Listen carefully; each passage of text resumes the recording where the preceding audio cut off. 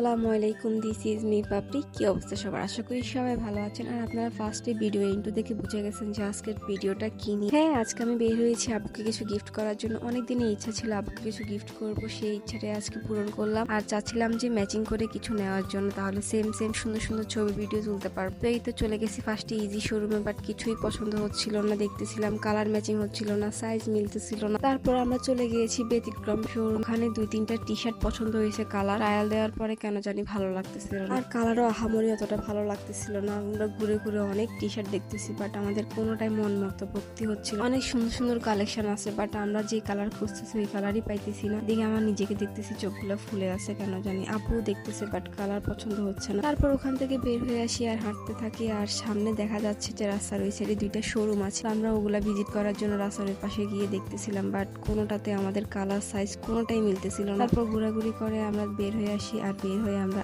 আর্টে আসি। এবার দেখি ফাইনালি কিছু নিতে পারি কিনা। এখানেও সেম অবস্থা, আমরা যে কালার খুঁজতেছি ওই কালারের কোনো টি শার্টই পাচ্ছিলাম না। তাও দেখতেছিলাম যে অন্য কোনো ভালো কালার পেলে নিয়ে নিব, বাট ওটাও ভালো লাগতেছিল। আর মিরর দেখলে আমি একটু মিররের সামনে যাই, আর এই সাইডের জামাগুলো অনেক সুন্দর ছিল। তারপর আমরা কয়টা শার্ট দেখলাম, শার্টের কালার ম্যাচিং হচ্ছে না। তারপর ওখান থেকে বের হয়ে আমরা বাটন শোরুমে আসি। কয়টা টি শার্ট দেখি, এখানে কালার ভালো লাগতেছিল না। তারপর আমরা ইজির আরেকটা শোরুমে যাই। এখানে গিয়ে ফাইনালি আমরা 2-3টা টি শার্ট চয়েস করতে পারছি। এন্ড আব্বুরও পছন্দ হয়েছে, আমার জামার সাথেও ম্যাচিং হয়েছে। দেন ফাইনালি 2টা টি শার্ট নিয়ে নিলাম পছন্দ করে। এট লাস্ট পছন্দ হয়েছে।